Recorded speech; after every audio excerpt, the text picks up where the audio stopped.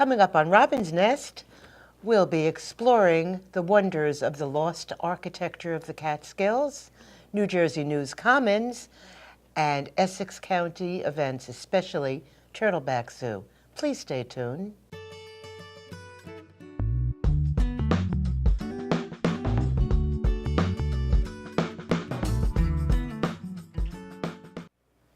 Welcome to Robin's Nest once again. I'm so glad you're watching with us. I'm Robin Woods, here with my first guest, Ross Padluck, hey, Robin. Architect. Thank you. And soon-to-be published author, That's $1 million seller. Well, let's hope. So thanks for being with us, Well, Ross. thank you for inviting me. And let's just talk a few minutes about your being an architect. Okay. And really, maybe people don't truly understand what architects do, and then that will connect to your book. Really, we design buildings. Okay. Everything from foundations up to every little detail inside. So as an architect, it's important to really study buildings of the past, study buildings of the future, and study the details within them. And having an interest in mid-century architecture as well as abandoned buildings, which I was absolutely fascinated by. The Catskills really created something interesting for me to look at. That really struck me because you're quite young. You're in your 20s. And I know mid-century architecture, especially here in town, with edge mid-century, seems to be all the rage now. When you're basically talking about not the architecture where we lived, but the designs and the furnishings that our Nana and parents had. So how did you develop this love for the architectural styles? Well, really, it's kind of what you were saying, was what Grandma or Nana had, and things that I remember being in my grandparents' house, and even my grandparents' house itself, which was a sort of mid-century 1950s house, and really the sort of nostalgia for what a lot of people now consider, the good old days. Yes. But with the Catskills, I was interested in abandoned buildings, things like that. And these struck me in that they were such grand buildings in a state of decay and abandonment. And, as I was researching them and looking into them, I was realizing they were designed by someone. They weren't just built by the hotel owner. A lot of thought went into this, a lot of money went into this, and a lot of planning went into this. And so it sort of became detective work to figure out, who had designed them, what they were, what they meant. Because you grew up upstate, yeah? Yes. Because I was trying to get the connection between, how, and this was from the time you were very young. Yes. Yeah, I mean, So Grossinger's had closed 3 days before I was born, so it was really... What was that, 1992? 1986. Oh, February they have shoes as old as you. Okay, and so the hotels that we know of, because I stayed there, of course I was 2 or 3 minutes old when I stayed there. We stayed at the Concord, which is in Kiamisha Lake. Yes. Which is upstate New York, or as they say, less than 2 hours from New York.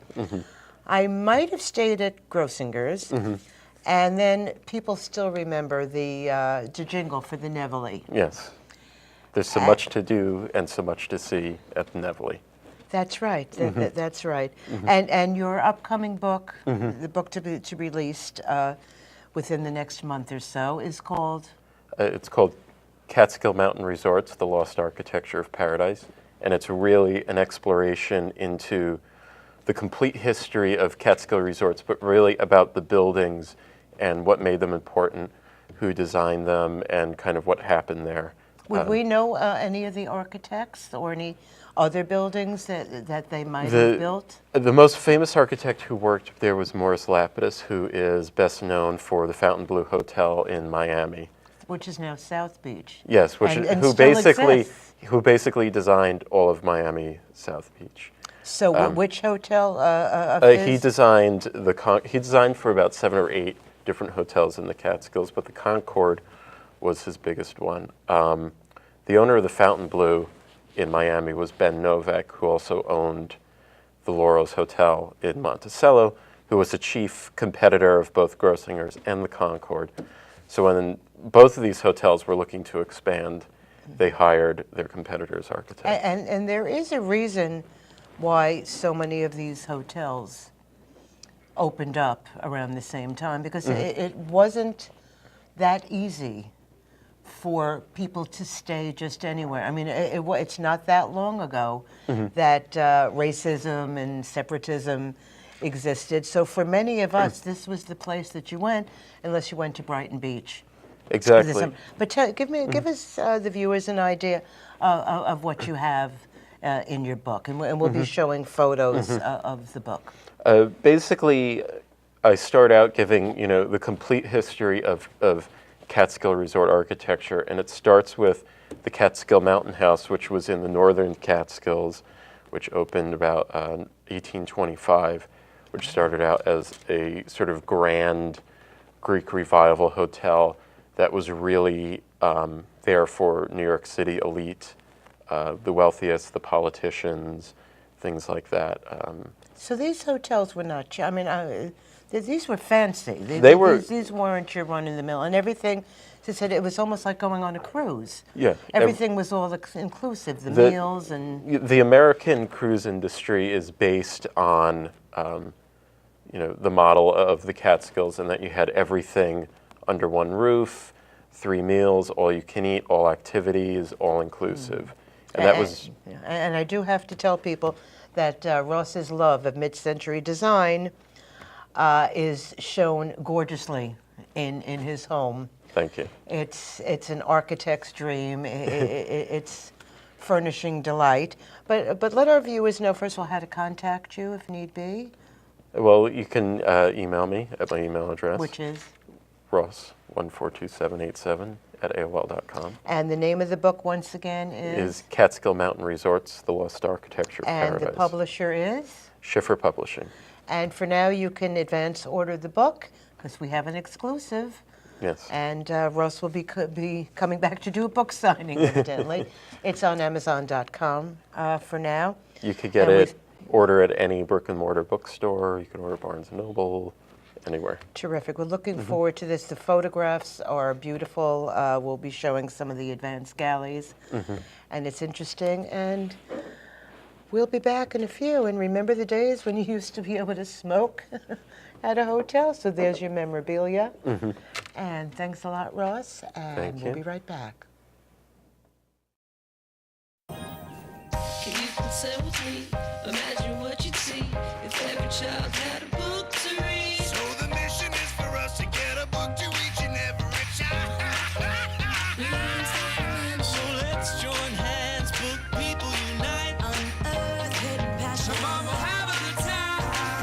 One book can be the first little thing that helps to change a life. Book people unite. Read to a child today and spark a lifetime of ambition.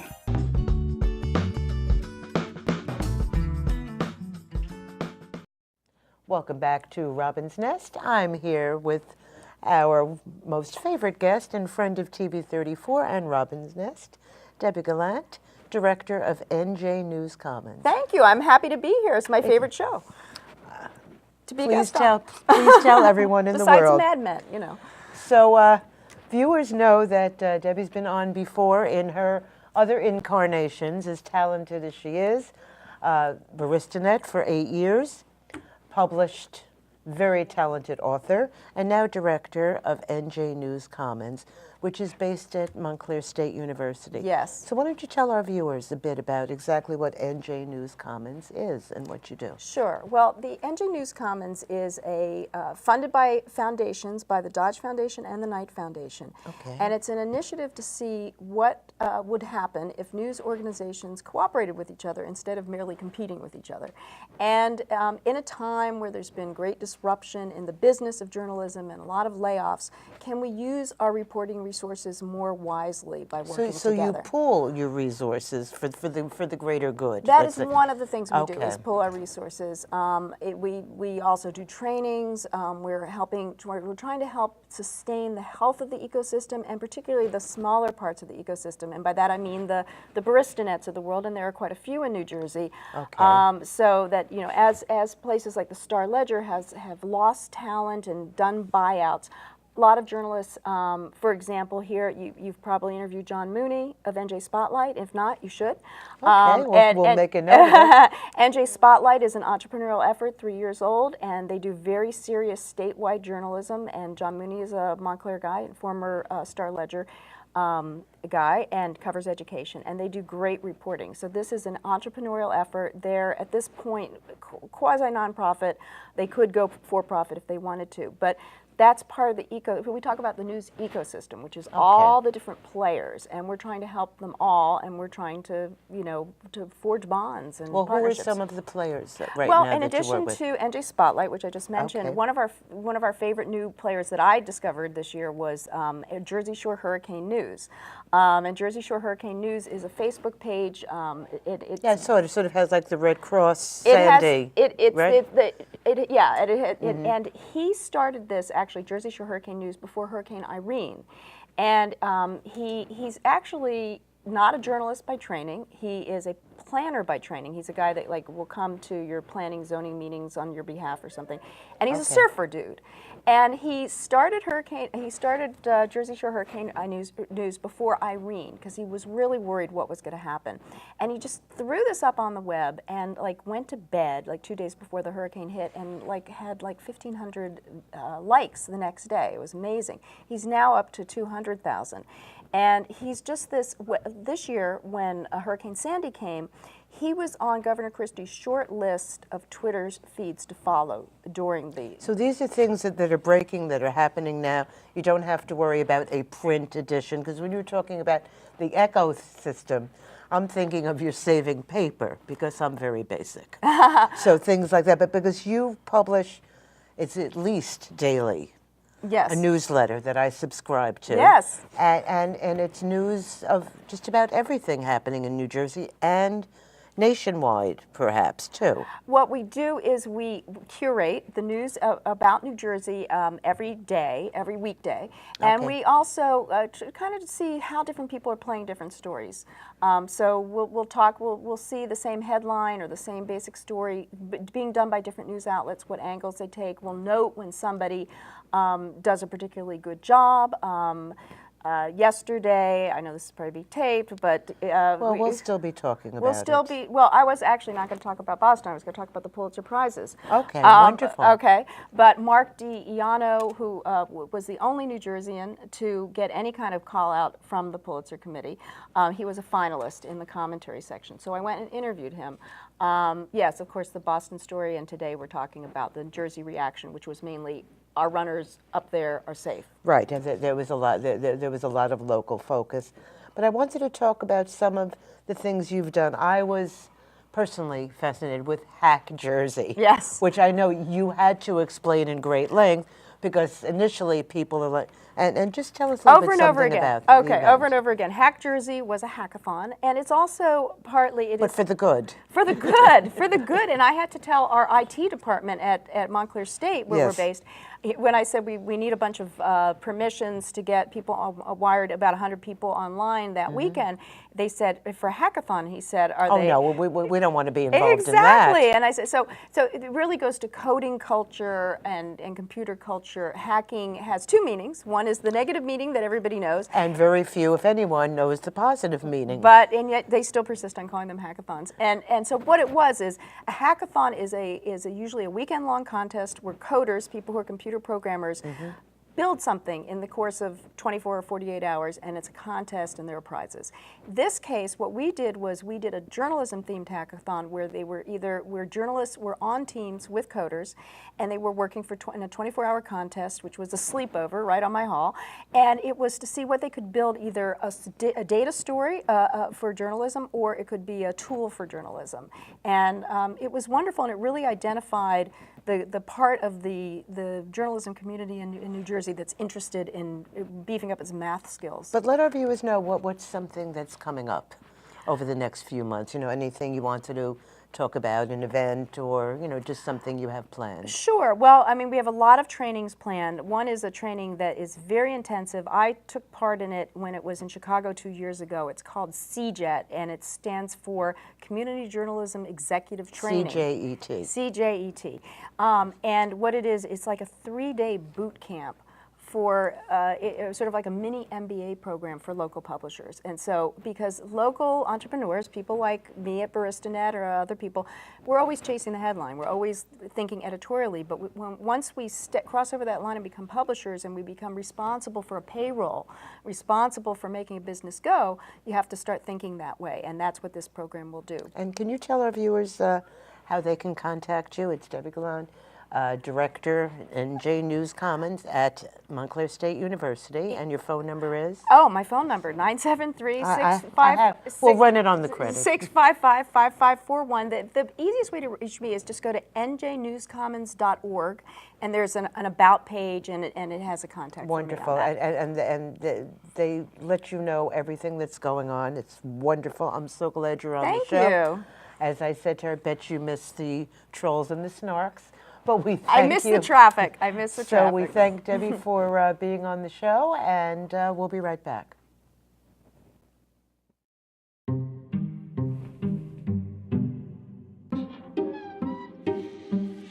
The smallest moments can have the biggest impact on a child's life. Ready or not, here I come. Take time to be a dad today.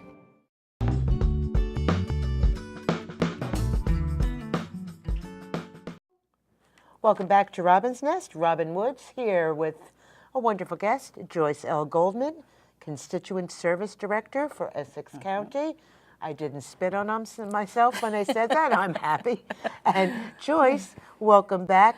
And give us an idea exactly what is it that you do other than call Joyce. She has the answer to everything. Well, that I do feel like the answer man You sometime. You know, anybody who wants information or wants to know what's going on in the county or just has a complaint or pothole or a question about a torn flag in one of our parks, they end up on my extension. Or the county exec, as Joe DiVincenzo says, ask Joyce. Ask Joyce, yes. Even he knows who to speak to. He does. He, unfortunately or fortunately, runs around the county saying that. So what did you want to let the viewers know first? You know, there are so many exciting events happening. Well, this week was a great week for us because, first of all, we had, and I know the time has been past, but we had a phenomenal display of cherry blossoms in Branchbrook Park.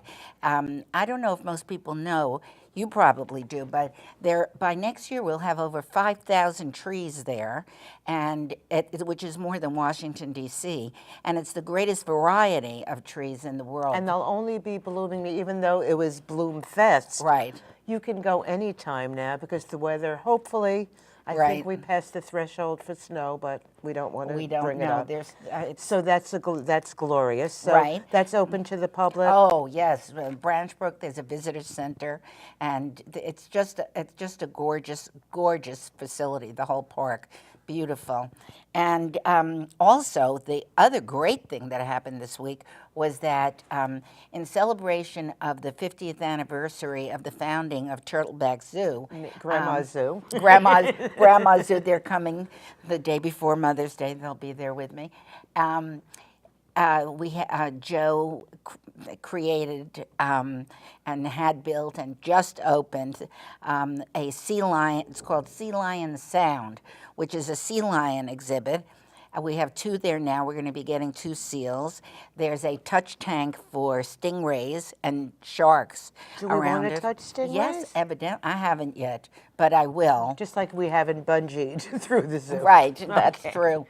Well, unfortunately, the Treetop Adventure was damaged in Hurricane Sandy, but we are rebuilding it, and it's going to be bigger and better. So that's also a great aspect of the zoo, to have tactile exhibits, especially children. They love to touch and feel rather than looking behind glass. Right. Then again, our favorite is the Turtleback Zoo peacock. Oh, the who ended up being a guest on the show. Well, we have other stuff going on too. You know, first of all, I'd like to remind your audience, Robin, that you can always find out what's going on in Essex County by going online to our website, Which is Essex County NJ, just like that, EssexCountyNJ.org. And on there, you'll see on the right-hand side will be a list of all the upcoming events. And just to let you know that we do more than zoos. Please tell. We have a job fair that's coming up on May 30th. And I know that was very popular last year, and it's very important. There are so many people looking for jobs, especially newly minted college graduates and even high school graduates. Right, So absolutely. where is that? May 30th? I don't, it's May 30th. I don't have the exact information now, but go on the website and you will find out about it. Okay. And also in May, on May 4th, we're having our hazardous and household recycling up on Bradford Avenue in Cedar Grove. And then on the 18th, everybody can bring your computers and electronics over there. And that's very popular too. I will tell you that each year it gets bigger and bigger, the number of people who are aware of the need to recycle. Oh, when you're talking, just to back up a bit, what is hazardous waste? Is it paint cans? It could be paint cans, it could be solvents and things like that. Nothing commercial, it's only household goods. So you don't, contractors are not invited to show up? Absolutely not. But all those paint cans that sometimes people have a habit of putting out with recycling or just throwing in the dumpsters. Yeah, right. So those can go there. And I know you had, another thing we have, we're having our hawk watch. You know, there are hawks that are very popular in the area. People don't know it, but on May 16th and 18th, people can join a group that end up watching the hawks land. They meet like 4 o'clock in the morning. We have a very large birding community here in Montclair, especially our dear Sandy Sorkin. They count the birds. So they will meet, and where do they meet for the hawk watch? Check on the website for all right, the so exact you have all this coming up. Right. And you asked me earlier about summer activities for kids. That's right, correct. I thought I did. Yes, when we were talking before. Like camp or we things. do. We have different The environmental camps, center? The environmental center where people, it's a hidden gem in the county. It's way on the west side of the county, so a lot of people from here might not be aware of the But that's excellent important things. because parents now especially are looking for places to put their children, and in many cases, they want something different. They might not want to do the Y camp or the township camp. And or the zoo children has, are a little older. The zoo has summer camps also. I know when we had done Frugal Family Fun there last summer, those camps looked absolutely wonderful. And it's the 50th anniversary. 50th anniversary. Of the zoo. I didn't even know that the zoo's been around. And also, when we went to an awards ceremony on April 3rd, my son was lucky and Robin's wonderful enough, son, Michael Woods, to get a teamwork award. Jody mentioned that the zoo is expanding. Yes. Evidently, all that land we see, like when we went to see the bears, it looked like a living room with glass. That was the actual bear habitat. Right. So what did he say you were expanding? What's going to be built? What will be upcoming, but not immediately, but upcoming, starting soon, is a new educational center that will be built on the other side of the entrance. So that will ease up, and a new entrance too, so that will ease up the congestion in the front of the building. And we've got a big playground coming. Oh, that'll be great, up by the petting zoo. So how do we call you? You call me at 973-621-4400. It's the Office of Ideas and Solutions. So check out our website. And remember, Joyce Goldman knows everything. Call her later and say, hey, Mom, what's for dinner? No, really, Joyce is a wealth of information and just a gem. And I thank all my guests for being on the show today. Ross Padluck and his wonderful new book to be published soon. Debbie Galant from NJ News Comment, and the ever fabulous and buoyant and chatty Joyce Goldman, who knows everything about everything. Oh, please. So thanks so much, and please watch us often. Watch us every day, streaming video. Can't get enough of me and us. Take care, everyone. See you soon.